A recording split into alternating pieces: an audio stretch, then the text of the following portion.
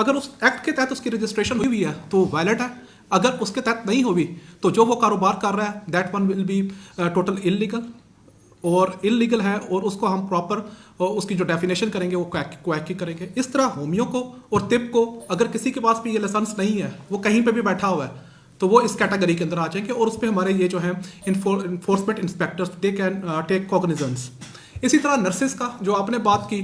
कि कुछ जगहों पे अभी आप बता रहे थे किस तरह लोग दहिया काम कर रही हैं, ये वो, इसकी क्या डेफिनेशन है, कैसे पता चलेगा ये क्वैक, और इसको हम कैसे डिफ्रेंशिएट करेंगे। तो इसी तरह जो प्रॉपर कहीं पे नर्सें काम कर रही हैं तो उनको भी एक सर्टिफिकेट चाहिए होता है, वो है Pakistan national council for medical and nursing का एक प्रॉपर लाइसेंस चाहिए, और इसके अंदर प्रॉपर इनका जो एक्ट है वो है 1973 का, उसके तहत इसकी रजिस्ट्रेशन होती है Pakistan medical and nursing council से। अगर किसी के पास वो रजिस्ट्रेशन नहीं है तो वो नर्स वहाँ पे अगर प्रॉपर काम कर रही है तो वो भी अगेन क्वैक के अंदर आ गई। तो इसी तरह कोई डेंटल है, ये जो बैठे होते हैं आपने खुद देख लिया कि डेंटल का अब क्या पता चलेगा कि भाई यार ये डेंटल जो है ठीक है या नहीं है, तो इसी तरह इसका भी एक लाइसेंस होता है जिसको हम कहते हैं Pakistan national council for dental and medical care, एक ये प्रॉपर है, इसका एक प्रॉपर इसी तरह का एक्ट बना हुआ है 1973 का ये एक्ट है, उसके तहत इसकी रजिस्ट्रेशन होती है। अगर इसकी रजिस्ट्रेशन नहीं हुई, ये सर्टिफिकेट ये लाइसेंस नहीं है, तो वो क्वैक। तो अब चीज़ें बहुत सिंपल हो चुकी है कि अगर किसी के पास ये 4 लाइसेंस नहीं है तो वो मेरे भाई क्वैक है। नंबर 1 होमियो,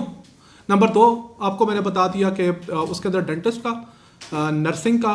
और होमियो के अलावा बाकी जो था तिब का, ये चारों के इसी में ज़्यादा लोग इसी की आड़ लेके ये घिनौना कारोबार करते हैं, लेकिन हेल्थ केयर कमीशन ने इसको बड़ा सिंपल कर दिया। और इस पर जो आपने एक्शंस की बात की, तो कल से हमने कैंपेन शुरू की हुई है। अभी तक हमने तहसील नारोवाल के अंदर असिस्टेंट कमिश्नर साहब जो है उन्होंने 3 इस तरह के हॉस्पिटल्स को प्रॉपर चेक किया, और चेक करने के बाद उनको प्रॉपर उनको सील कर दिया। और इसी तरह ये जो मेरे साथ बैठी हुई है असिस्टेंट कमिश्नर शकरगढ़, इन्होंने 3,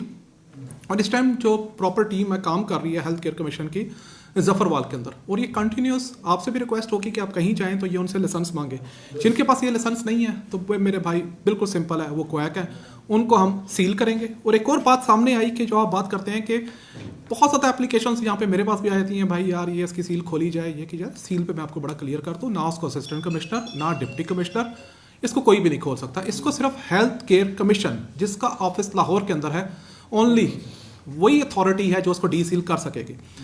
तो अगर आपने कहीं पे देखा कि इसकी सील टूटी है तो again it is a crime, इस पे असिस्टेंट कमिश्नर कॉग्निजेंस लेगा, और पाकिस्तान पीनल कोड के सेक्शन 440 के तहत हम उस पर अगेन एक और FIR रजिस्टर करवाएंगे, और उसका अगेन केस हम रेफर करेंगे हेल्थ केयर कमीशन को कि इसने कानून को अपने हाथ के अंदर लिया। ठीक है, तो इस तरह हमने इस चीज़ को बड़ा सिंपल कर दिया है। जो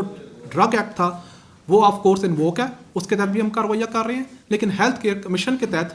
डिप्टी कमिश्नर की जो पावर्स थी वो उसने डेलीगेट करके तमाम असिस्टेंट कमिश्नर को,